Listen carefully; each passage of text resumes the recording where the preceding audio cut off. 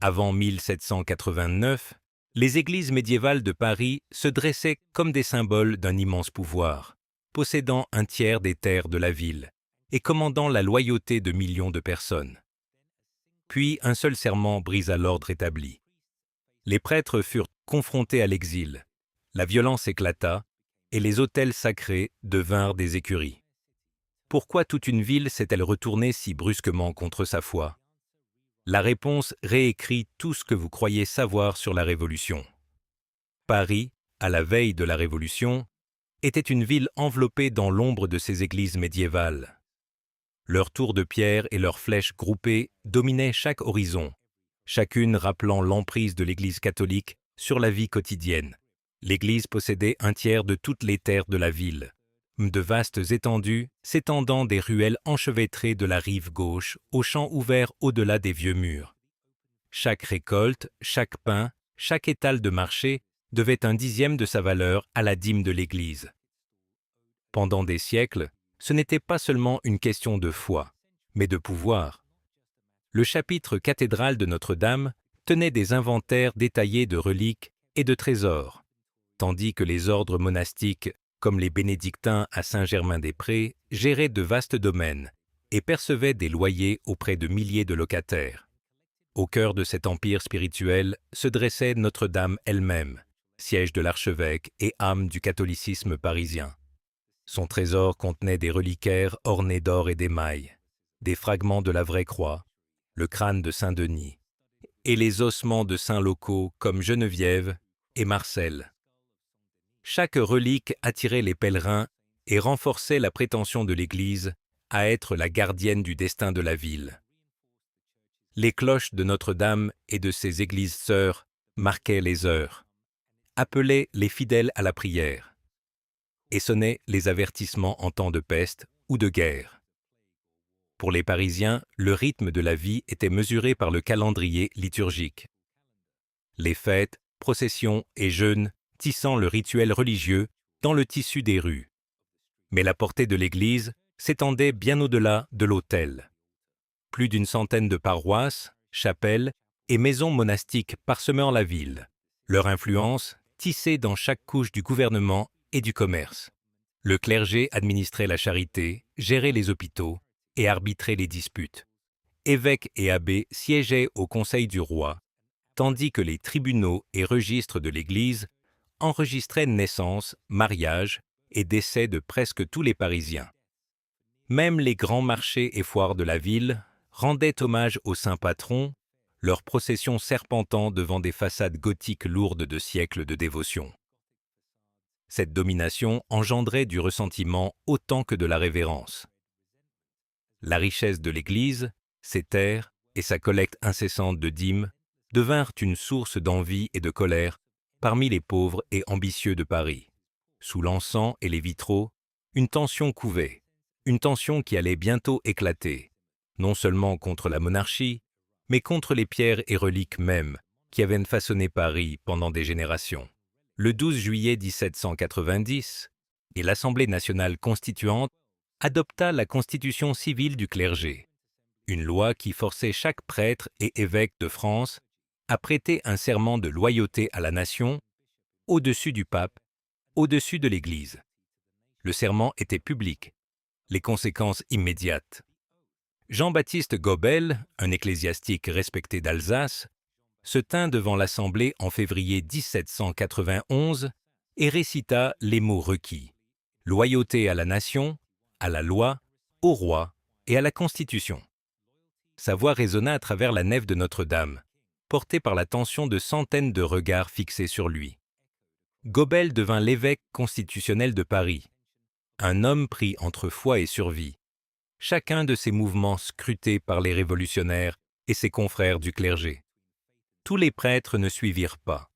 Les paroisses de la ville se divisèrent du jour au lendemain entre ceux qui prêtèrent serment, les prêtres jureurs, et les soi-disant réfractaires qui refusèrent. Le schisme fut net.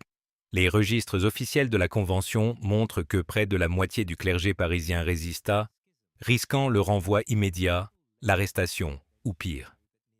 La nouvelle loi transforma les anciens bergers de la ville en hors-la-loi et les rues de Vistache devinrent inquiètes.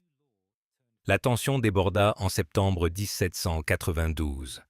Alors que l'armée prussienne approchait de Paris, la panique balaya la ville.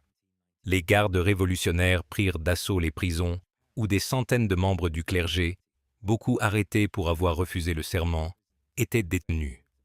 En 2 jours, des foules massacrèrent 3 évêques et plus de 200 prêtres, et leurs noms consignés dans les registres des prisons et des listes de morts griffonnées à la hâte.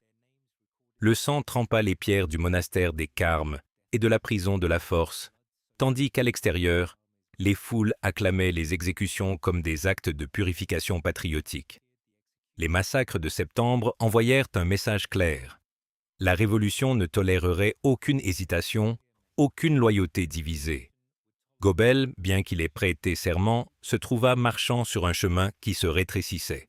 Ses déclarations officielles à la Convention devinrent plus ferventes. « Les hôtels de France deviendraient des hôtels de la liberté », déclara-t-il. Pourtant, des lettres privées révèlent un homme hanté par la violence déchaînée dans la ville qu'il était censé guider. La faille légale de la Constitution civile s'était élargie en un gouffre.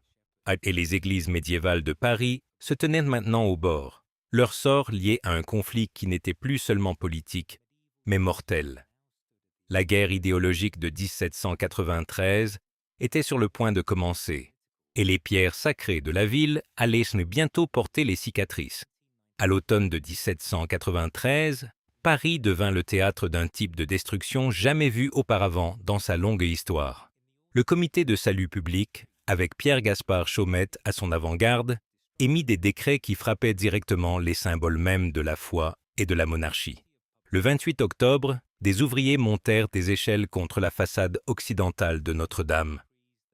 Avec des cordes et des outils en fer, ils renversèrent les 28 rois de pierre et figures sculptées au XIIIe siècle, considérées par la foule comme représentant les monarques français, mais en réalité des rois bibliques de Juda.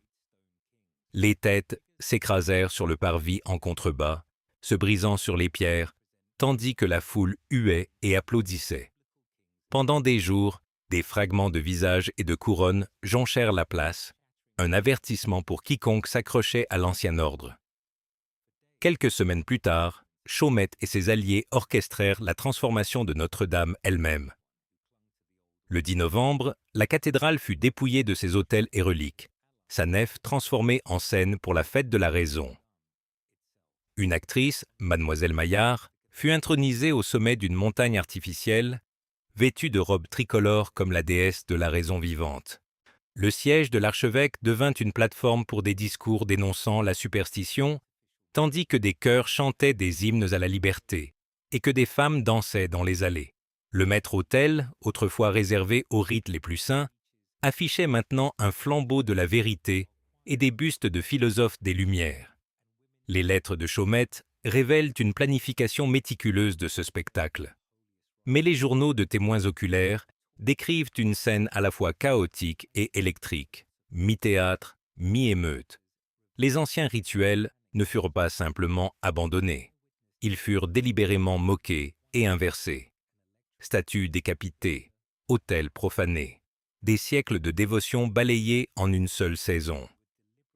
Pour les révolutionnaires, c'était le triomphe de la raison sur le fanatisme. Pour ceux qui se souvenaient du passé médiéval de la ville, c'était une inversion cauchemardesque, l'âme d'une ville exhibée et profanée. Au printemps de 1794, les vieilles églises de Paris se tenaient silencieuses ou brisées, leurs portes fermées, leurs sanctuaires vidés. Sur les 40 000 églises de France, presque aucune ne restait ouverte au culte. À Paris, les bibliothèques monastiques qui avaient survécu à des siècles d'incendies et de guerres disparurent maintenant en quelques semaines.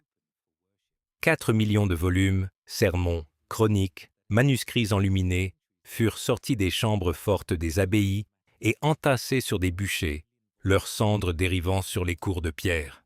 À Saint-Germain-des-Prés, les moines tentèrent en vain de cacher de précieux codex, et des témoins oculaires rappelèrent plus tard l'odeur de parchemin brûlé persistant pendant des jours. Le bilan humain fut tout aussi sombre. 30 000 prêtres s'exilèrent, leurs noms inscrits dans des listes hâtives par les fonctionnaires de la ville. Des centaines de ceux qui restèrent firent de face à la guillotine ou à la prison. Les monastères devinrent des écuries, leurs autels médiévaux ensevelis sous la paille et le fumier. Les paroissiens qui s'agenouillaient autrefois devant les reliques de Sainte-Geneviève trouvaient maintenant des sacs de grains empilés là où le chœur avait chanté. Pourtant, au milieu de cette dévastation, quelques voix plaidèrent pour la préservation.